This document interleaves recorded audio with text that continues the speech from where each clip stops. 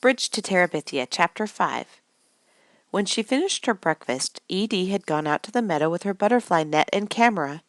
Winston had lumbered along with her. She was hoping to finish the collecting part of her butterfly project. It was the project she most hated to think of sharing with Jake Semple. First of all, she wouldn't trust a kid like that with anything as beautiful and fragile as a butterfly.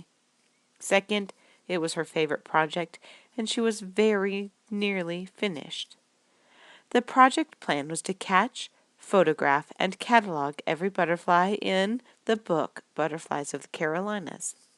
She'd started in August and gone out every single day, starting in the meadow where there were usually at least a few, and then covering every square inch of Wits End. She'd found every one of them, from the tiny gray hair streak to the big eastern tiger swallowtail, except one. If she could find that last one, the great spangled fritillary. Now, today, she could close out the main part of the project and keep from having to let Jake loose on the world with a butterfly net. She'd been out for 2 hours now, and the sun was getting hot. Sweat was dripping into her eyes and running down her back under her t-shirt. She'd been around the property once and was back in the meadow. No great spangled fritillaries. The only butterflies she had found were the ordinary little cabbage whites and sulphurs that she'd already caught millions of times, and 2 red-spotted purples. She couldn't understand it. If she could find both the monarch and the viceroy, which looked almost exactly alike, and get photographs that showed how to tell them apart, why couldn't she find a fritillary? Winston, his short legs and his chest all muddy from wading into the pond for a drink, was flopped in the shade of the honeysuckle by the fence. She was beginning to feel like flopping with him. "Edie, wait for us!" Lucille was waving at her from the other side of the meadow. "We're doing the grand tour." Jake Semple was with her, his scarlet hair flaming in the sun. Edie sighed. Maybe she could just not mention the butterfly project. Maybe she could say she was studying the life cycle of slugs for natural history. As Lucille and Jake tramped through the woods, crossed the creek, and skirted the pond, Edie trailed behind them, with Winston trailing behind her. All the while she kept her eyes peeled for a great spangled fritillary. At Lucille's vegetable garden, Winston flopped in the shade again while Lucille explained to Jake that nature spirits had told her to make the garden round instead of rectangular, and that they came into her dreams sometimes to give her advice about planting and cultivating. Jake rolled his eyes several times during her explanation, and even groaned once or twice. Edie was so used to her aunt's weird notions that she'd forgotten how strangers tended to react. Jake was being disgustingly rude, but Lucille didn't seem to notice. At the goat pen, Lucille made Edie tell the story of the rescue of Wolfbane and Hazel, because she said she got too choked up to tell it herself.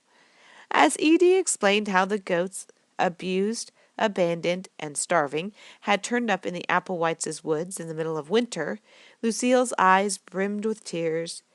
Jake, unmoved, leaned on the fence, his nose wrinkled against Wolfie's ever-pungent odor. Edie had read somewhere that future serial killers began by abusing animals. She made a mental note to alert someone if he started hanging around the goat pen. When Wolfie got that crazed look he sometimes got in his eyes and charged the fence, smacking into the fence post right where he was standing, Jake barely flinched. The kid was not normal, Edie thought. Grown men had been known to flee in terror from Wolfie when he got that look. Just a week ago, one of Hal's UPS deliveries had been dumped on the driveway instead of brought up to the house because Wolfie had gotten out of the pen and terrorized the driver. On the way to show Jake the wood shop, they passed Zedediah's cottage, where Polly stood on his tea-perch in the shade of the narrow front porch. The parrot looked up from picking at one foot with his beak, raised his green, yellow, and red wings, and swore a long stream of colorful curses. Jake swore back. "Don't encourage him," Edie said. Jake swore some more. Too kind, Edie thought. Bird brains, both of them. In the woodshop, Zedediah and Archie were both at work. Zedediah at the lathe, turning spindles for one of his trademark rocking chairs, and Archie carving a series of complicated lines and squiggles into the legs of a turtle-shaped object. End table, Archie said when Edie asked, one of the pieces for the gallery show. Zedediah turned off the lathe and took off his safety glasses. Lucille get you set up with a desk in the schoolroom yet? He asked Jake. Jake nodded. Good. Don't think that just because there isn't a teacher standing over you every minute, we don't take education seriously. The most important thing you're going to learn while you're here is who you are and what you're made of. Edie thought they were all likely to learn that about Jake. She was quite sure she didn't want to know. When they got to the cottage that was the dance and music studio, they didn't go in. The strange, cacophonous music Cordelia had written and recorded for her ballet was blaring from inside.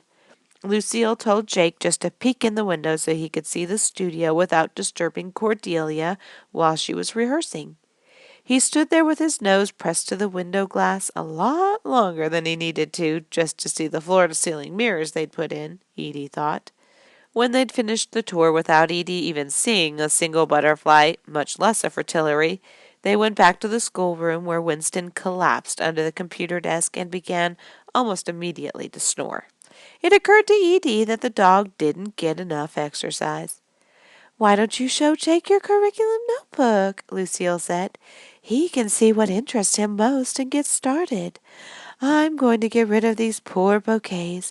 They're pulling down the energy of the whole room. Edie wished she'd written up some bogus project to send Jake off in a completely different direction from her own. Something like the history of the pickle industry or the place of the preposition in English grammar. But it was too late. She got out her notebook and opened it on top of what used to be Hal's desk. Jake was leaning against the computer desk, his arms folded across his chest.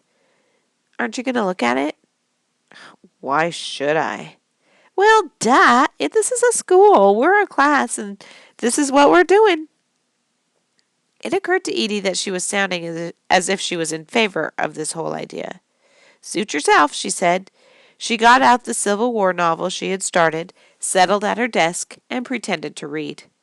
He began wandering around the room, picking things up and putting them down again. Where's your TV? He asked after a while. She pretended to be too engrossed in her reading to hear. I said, where's your TV? She sighed. There's one in Zedediah's cottage. Jake swore. You mean there isn't one anywhere else in this whole place? We don't watch much television, Edie said. Sometimes, especially when her friend Melissa was talking about the cable channels she watched all the time, Edie wished they were like a normal family with cable and a TV set in almost every room.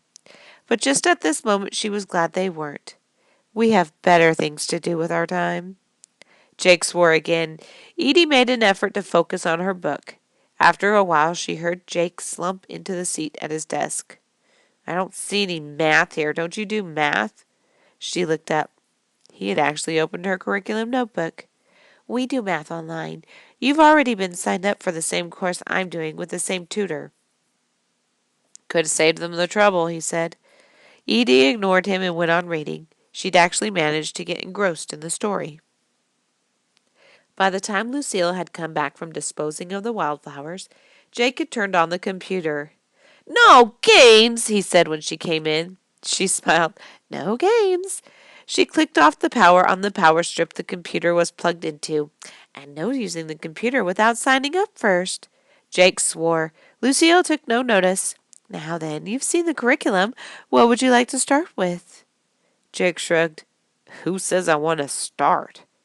Lucille clapped a hand over her mouth. How thoughtless of me, giving you an open-ended choice like that on your first day. It's bound to take you a little time to get used to the way we do things. She looked around the room, and her eyes lit on the butterfly project chart. Butterflies, she said. Perfect. There's an empty space on Edie's chart that needs filling. How about the two of you go out and see if you can find a... What is it? She peered more closely at the chart. A great spangled fritillary. That'll get you back outdoors, and it won't seem so much like schoolwork. Edie groaned. If Lucille was going to start deciding what they were supposed to work on and when, why couldn't she decide that they were going to start with the Civil War or A Midsummer's Night's Dream? Get out the net again, Lucille told Edie. She turned back to Jake. You'll settle in no time, you'll see. Human beings are almost infinitely adaptable. This is all going to work out brilliantly. A few minutes later, Edie and Jake were headed back out to the meadow with Winston tagging along after them, huffing noisily as he waddled along. Edie kept hold of the net. She caught a fiery skipper to show him, explaining carefully that she didn't kill them and mount them. She only photographed them and let them go again. This is one I already have, she said, as she opened the net and let it fly away. You can read about them all in the book. As she spoke, a black swallowtail fluttered over the honeysuckle and into the meadow, the sun catching the spots of yellow against its black wings. Jake snatched the net from her hand and went after it. He swept the net and missed, swept again, and the butterfly wavered up and over the fence, then disappeared into the branches of a sweet gum tree on the other side. Jake swore. Stupid thing to do, catching butterflies. So don't. You can do something else for natural history. Yeah, well, I don't intend to be here long anyway. Jake swung the net lightly across the tops of grass and weeds, sending puffs of thistledown into the air. Good, Edie thought.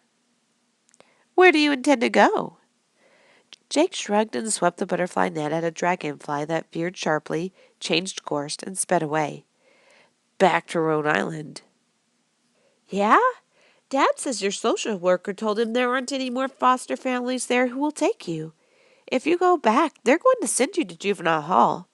They must have some kind of school there. Well, you'd probably like it better than this one. At least the other students would be more your type. Jake didn't say anything. He just struck at the tall grass as if the net were a scythe. One way, then the other, scattering seed heads and blossoms of Queen Anne's lace.